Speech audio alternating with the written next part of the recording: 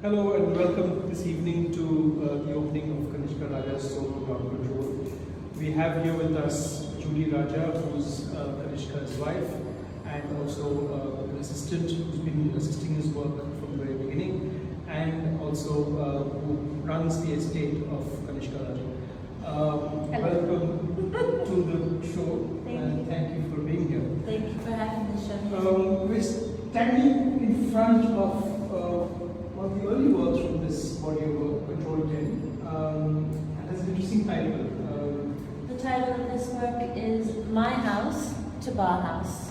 So in these two pieces, which are a diptych, you have an image of the artist's home that he grew up in, an apartment in Calcutta, and then Mondrian's flat. And he found this blueprint of Mondrian's flat in a museum, walked through, and realized that it mimicked almost a mirror image of the flat that he grew up in. So he was immediately attracted to it and wanted to work with it and use all the architectural aspects of that to create a scene. So an interesting aspect of this exhibition is this body of work called Control are all woven, hand woven on double-weft looms in Bengal. Yes. And if you can tell us a little bit about, I mean, if you see this closely, you can see the details of how beautifully these works have been woven. Can you tell us a little bit about it? Well, I think the best place to start is with the title of the show, which is Ground Control. And when any painter is creating an image, there is a ground that is laid down first before the image is, evolves or develops on top of that ground. In this case, with the woven image, the ground is the warp of the weft, warp of the loom, pardon me. And as you look through these areas, you will see sort of transitions of color and this double weft loom here, which introduces these little figures. It's a very sort of detailed process, not unlike painting, but it's all done on a loom. And there are also, we'll see as we move to other works in the exhibition, there are references to sports fields and lines. Kanishka had, a strong upbringing in sports, playing tennis, enjoying football, and just a fondness for sports. And he understood that there's particular rules while on the field, and the lines that create the space in which you work, as well as the lines that create the space in which you live architecturally. So it's sort of a mashup of an indoor-outdoor kind of visual image. Right, and it is also a lot of control, a lot of skill you need in weaving something like this or like these. Yes. So it's also a reference to that control as well. The weaver who made this, Deepak Halder, makes it look effortless. This supplemental weft thread, just this simple straight line to keep this parallel and to keep these two lines so beautifully clean and parallel is actually more difficult than I think a lot of people might understand. And, working with this method is, again, this sort of system of control where there are particular rules. You don't just jump into it. It's not like a brush with the paint. You can't just splash it on. You really have to stay focused. There's counting. It's mathematical. It's control. Excellent. And also, therefore, by letting the weaver weave the work, he's also letting go of some control. So there's a little... He did let go of some control. He made studies and drawings of all the works that you see here, and they have they have been recreated almost exactly, with some exceptions, but even the colors that were used in his paintings, the dyes were created to match and the threads were dyed so that it really did mimic the study that he made. And there are studies in this show that you'll see, and then you'll see the piece that accompanies that study. Great. Shall we move to the studies yes. and the works as well? So in this room you have a study here for Control 7. And in this work, you can see the painter's hand. You can see the sketches and the drawings that are happening as he's creating this image. And I will tell you a little secret that this particular piece was on a much larger piece of paper, and below it there were these tiny little sort of mock-ups of, oh, does this work, or I'm going to use this, or am I not going to use that? And he would sort of solve these problems as he was working. But then once he decided on this format, you know, you can see this kind of like, you know, like really staying in control, creating these crisp, hard lines. But what's beautiful about this is now if you walk across over to here, is that these transitions in color, like this has a very clean fade, and then this has more symbolic fade, just a variation of colors. But then inside this area, this weaver was working almost like a painter, mixing the threads, like mixing colors. It's wonderful. Also, I see there are elements of an indoor, like a indoor spaces, yes. And there's an element of an outdoor arena. This so as is if an there's arena, a viewer or concert hall. Some concerts are outside, you know, in the park, and then the sports field merging in with those spaces. It's, I think in his mind, it was really about the whole encompassing of life. Like, these are all the things that you experience. Why can't they all be in one place? Also, the idea of, you know, he's also challenging many ideas of authorship by, you know, letting the weaver doing a certain part of work. Also, questioning of how one categorizes this idea of high art as painting, and then craft and kind of traditional weaving as craft. And here he's giving them equal importance. And he had a great affinity for craft. Exactly. Craft was, you know, as important to him as conceptual art. You know, it's about how you make it, right? Not just what you've made. Exactly. And also the use of color. I see there's a lot of use of bright colors. And, in an interview, I remember with Zawali, he had spoken about how he would not shy away from the use of color, and how color was a tool for him. And this room is really a great example of the colors and the palette that he was thinking of as he was making these works. So if you look at this piece here, you see all these shades of green, which really relate to the grass tennis courts of, you know, the French Open. Is it the French Open? No, it's the Wimbledon, the grass. Oh, the grass courts are in Wimbledon, sorry. And then in the US, we have blue hard courts. So we have all these shades of blue, and then this is a clay court. That's the French. Because of this history with tennis, playing tennis. Yes, he was a nice tennis player.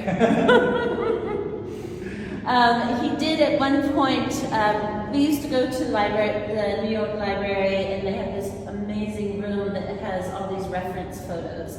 And there are just catalogs and catalogs and catalogs of reference photos. So you could just write down a description of what you're looking for, and somebody would go and bring back all these folders. And at one point, he had looked up stadiums and sports fields. And there was one image that he found that had this beautiful image of an American football goal line, and then the shadow that reflected on the field. And he just really, you know, was attracted to that, so it made its way into this piece. Wonderful, wonderful. And then you have your ins and outs, and I mean, this is really kind of interesting. I don't know if you have parking lots like this in India, but parking lots are also highly controlled. They're very strict. There's rules. You park in your space, so the parking lot is in here as well as the football field, as well as the interior of the house. So if you go towards that part of the exhibition, there's another work I would like to talk to you about, which is one of these early works where there's a clear reference to possibly script. Script, definitely. In his early years when he was in college, and even I think just right before he went to his MFA program at SMU, he was making these beautiful images of literally just characters, just big figurative, almost figurative characters, where they became the subject of the painting, and that sort of practice, that sort of activity of making those works was really pleasurable to him. So he was trying to do that in this work, which is, again, because of the way it's woven, not an easy task. Yeah.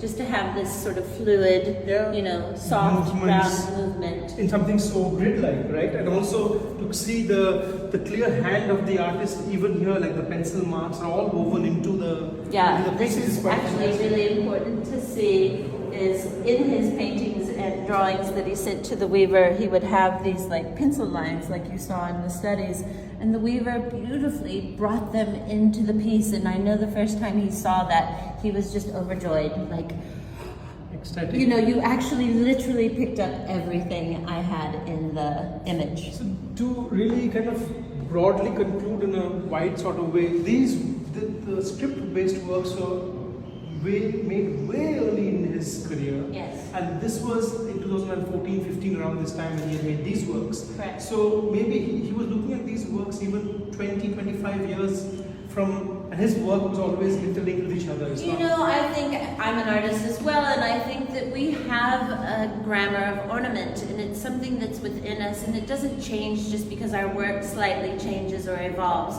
That part of you is in you. The way you write is part of you. It's not, you know, it doesn't change. It's just part of who you are. And this work, I think, is, you know, really reflecting the fact that he just held on to all of his, you know, his style. Starting style, and all his initial. And you will see it come into his work, and then leave his work, and then come back into his work. So Wonderful. This particular body of work, you know, because it is more specific, because of the weaving, is, you know, it's trying to bring in all those different aspects of his sort of overall career of making art. There's that football goal again. He really was in love with that image. So it made its way in. Oh, that's wonderful. This has a center court for basketball, a set of stairs. This is actually a booth for a recording artist. Mm-hmm. So you go in and you have the glass walls around you, and it's a form of controlling the sound. So it's very nice. It's really all about control in different forms, whether it's through sports or through. And then it's mirrored here. You can see See the these two mirror. pieces are essentially the same piece, but he chose, you know, a different palette for each one. And you mirrored them over. And then this publication that is made for these two exhibitions, that one happened in Calcutta and one that happened here, uses the textile. This is the textile woven by the same weaver, and it's pretty much the most delicious book I've ever seen in my life.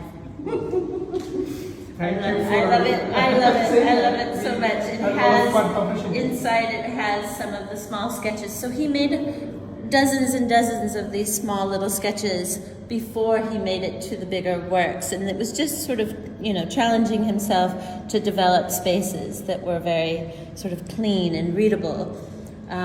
You know, I would think that if he was here today, he would say, well, I tried that, and it's beautiful, but I want to go a different route. You know, I want to clean it up and make it more formal, like the drawings. Well, thank you for giving us this very quick walkthrough, although there's a lot to discover in this exhibition, and the kind of various influences that informed his work are very visible from the show. And we look forward to having you here. I think we might want to touch on the fact that, you know, the weaving does play into the fact that your parents, his parents, were also involved in the weaving of textiles, and having access to those types of artists was for him like having, you know, the most valuable tool in his tool belt. That's true. The beautiful drawings for the study of control. Can I ask a question? Yes. Sure.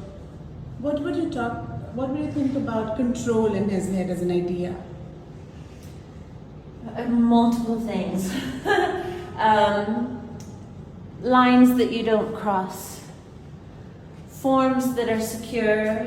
They make you feel secure because they are absolute. You know, a door is a door, and it's nothing else. And it's as simple as just, you know, this mark on the canvas, but I think it crosses over to politics, to expressing yourself through art, to music, to sports. I mean, everything about these pieces is about control because it involves all the aspects of life that you are formally set in.